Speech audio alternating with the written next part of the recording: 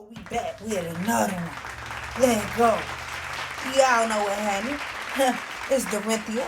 Matter of a mind. Unique. I came from a line of gangsters, thugs, and killers. All facts. The life of being a vertical.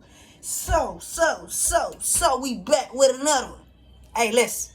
So if you didn't look at it loud, go look at it loud. You feel me?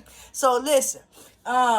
Yeah, just a little revamping from last week, whatever, you know. I'm gonna give it to you how I give it to you. Give it to you how I give it to you. Cause I came from a line of gangsters, thugs, and killers. All facts. The life of being a vertical, baby. Hey, listen. Follow this YouTube. Subscribe to this channel. You're gonna get some juicy information. So we just gonna revamp from last week. So I kind of told y'all that, and none of this is scripted. I just go off my head. I kind of told y'all that I lost my mom back in '95, which was absolutely wrong. It was '96, 1996 in July, yeah, about 4 years old. 4 years old, yeah. And I kind of told y'all I was HIV positive. I was born HIV positive. And I look good. Yummy. Scrumptious. Ew. It's the grace of God that I'm here today. I was talking about the grace of freaking God that I'm here today. Oh, God. Oh, my God. Okay. So, let's go.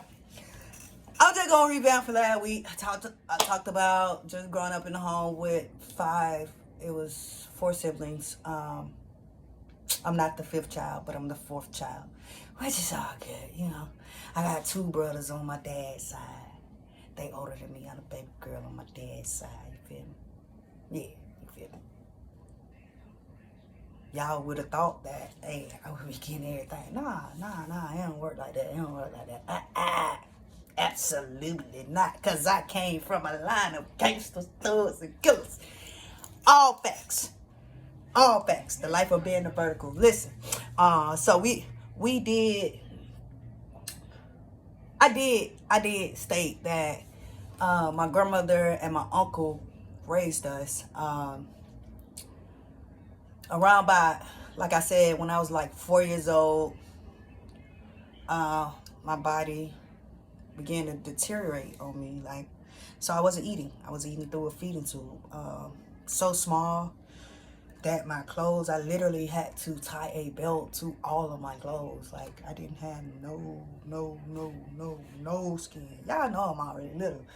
But however, I did like have that for like 3 years, from the age of 5 to 8.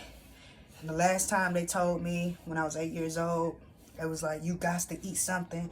You got to do better. And I just remember the doctor saying, I can remember the doctor saying, like, if you do not eat, we're going to have to put this feeding tube back in you. But this time it's going to go through your stomach.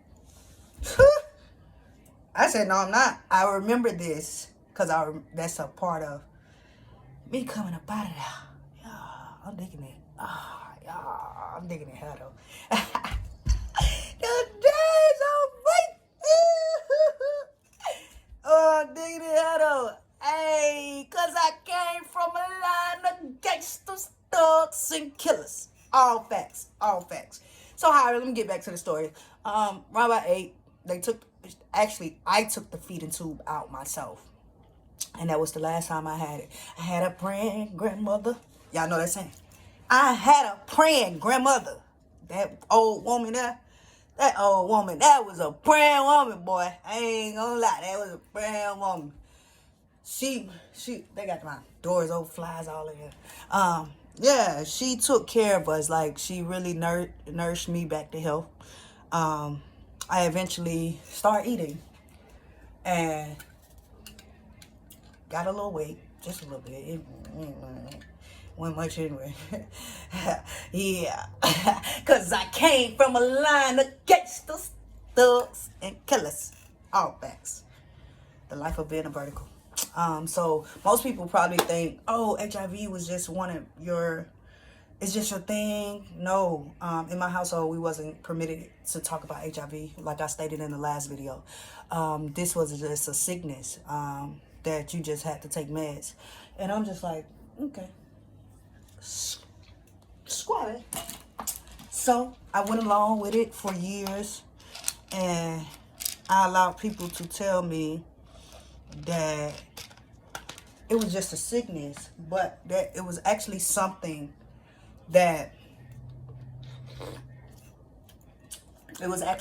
could have took my whole entire life. And my parents, I just think they wasn't educated enough to even tell me what HIV was themselves. So my guardians, let me say it like that, because my parents wasn't around. They wasn't educated enough. This is why I'm doing this, and I mustered up the courage to do it because there are so many verticals out here that don't even speak about their situation, and we may be going through the same thing, and we may be on a whole nother level of like, dang, am I the only one? You're not the only one. I was told in school, I even have pictures of me being in, one of my pictures of me having a tube in my nose. That was embarrassing. So I'm going through childhood with this feeding tube in my nose, and then I'm going through mental things that where they telling me I'm okay, but I'm not okay. So as I grew older and starting to realize, like, okay, this is actually something that could take my life, and that didn't happen until later on in years. But after 8, well, I want to pull back a little bit. 5. When I turned 5, they sent me to Disney World. Me and my brothers. My little sister couldn't go because she was too young. But they took us to Disney World, and they thought that was my last trip. You feel me? And that wasn't my last trip. Now I love to travel. Thank you for giving me my first travel. My first travel. At the age of 5. Yeah, because I came from a line of gangsters, thugs, and killers. All facts. I promise you, the life of being a vertical. So, and the reason why, y'all gonna understand why the reason why I said that, because that HIV I never been identified as HIV or by HIV, and I would never be. Once again, I would never be.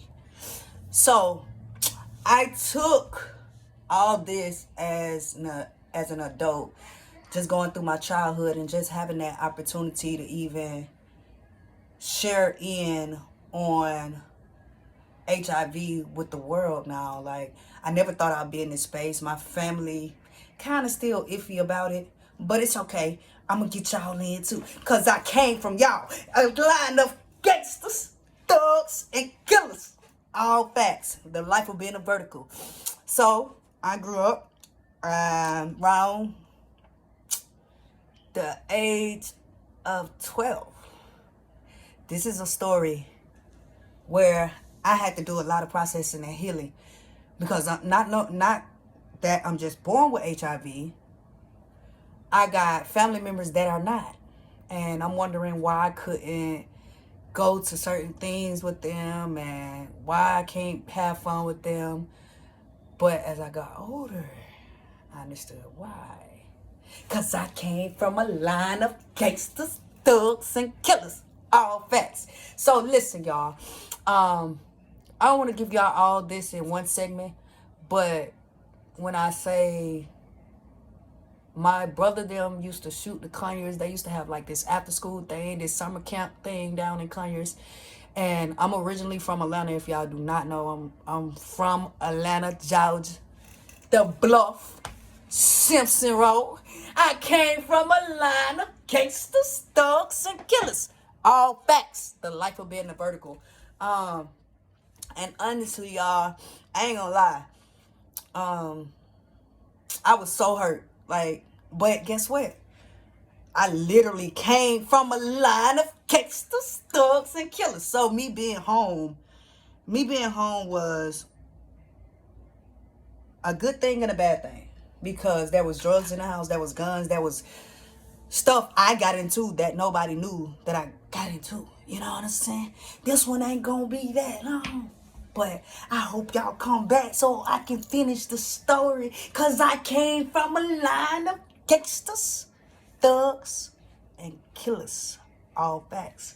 All facts. These are generational curses that I'm breaking myself. I'm breaking it. I'm breaking it by speaking. Cause that gonna cause healing for my family too. So hopefully my people are hearing this. Cause I came from y'all. I came from a line of gangsters, thugs, and killers. All facts. The life of being a vertical. Y'all come back next week.